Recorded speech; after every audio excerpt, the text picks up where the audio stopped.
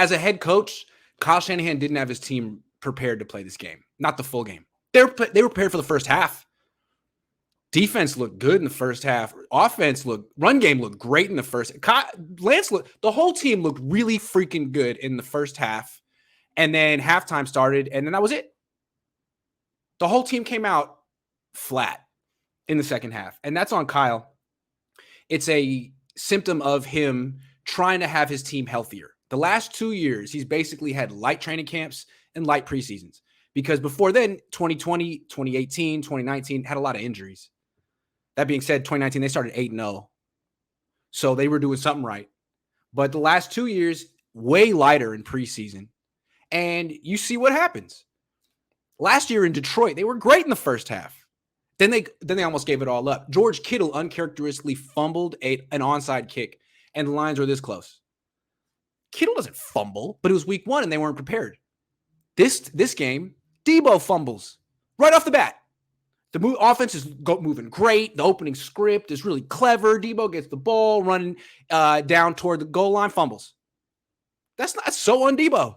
But I've been telling you that all offseason that he's not quite game shape yet. So, okay.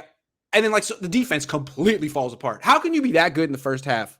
They give up 68 yards in the first half. Then the second half, they give up almost all of that in one play to Dante Pettis. I'm sorry. I'm going to stop yelling. Dante Pettis. Revenge game. Talk about the revenge tour. Good job, Dante. Congratulations. So the Niners were not prepared to play. That's on the head coach. They were ready to play about 30 minutes in this game. And unfortunately for them, it was 60. But there's more.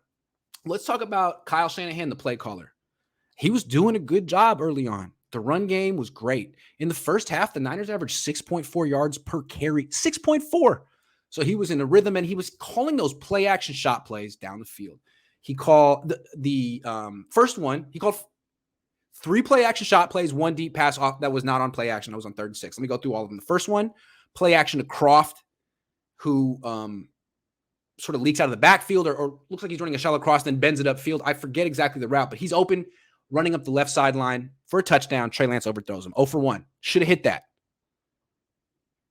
A couple drives later, Shanahan comes back with a deep crossing route to, I don't know if it was a couple drives later. It might have been the next drive or the same drive. Comes back to a deep crossing route to Ayuk running right to left. Hits that perfectly for a gain of 30-something. Then he comes back to Ray McCloud. Same play, play action, deep crossing route, right to left, between 3 defenders. One of the nicest passes I've seen a Niners quarterback throw in a long, long time. Perfect dime. Then on 3rd and 6, everyone's expecting the slant to Juwan Jennings, right? Well, why don't you run the double move, throw deep to Jennings? Brilliant. Perfect dime. 44 yards. So what happened to those? Where were all those long passes that you called in the first half? You didn't call them in the second half. Lance is good at those. He gets clean reads. He has a strong arm. He's pretty good throwing down the field. But no, Kyle didn't call those. Instead, he started calling lots of slants and throws over the middle. Why?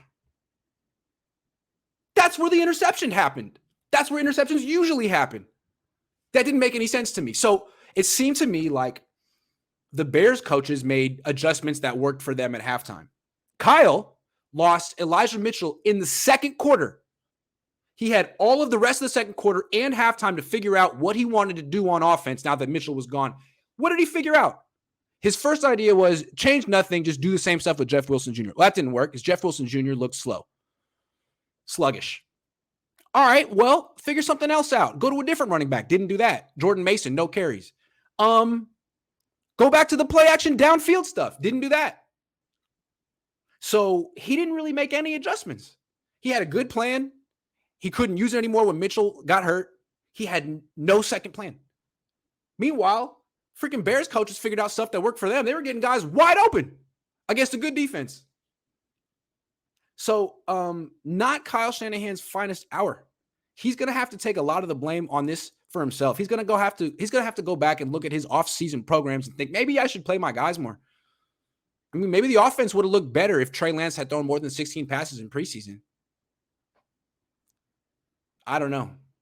But this was an embarrassing loss and one of the most embarrassing losses of Kyle Shanahan's tenure as a coach. You have a Super Bowl roster, and you collapse in the second half in Chicago to the Bears? You kidding? The Bears beat you, Kyle? That's embarrassing. You averaging 6.4 yards per carry. You couldn't figure out to get the ball to Jordan Mason? There was no one in your headset that was like, hey, Kyle, those play action deep over routes were working. Why don't we call another one? No one said that to you? You forgot? Like, you didn't even need to adjust. All you had to do was keep calling the stuff that worked, and you didn't. That's crazy to me. Anyway, so Kyle Shanahan, I gave him an F for this performance.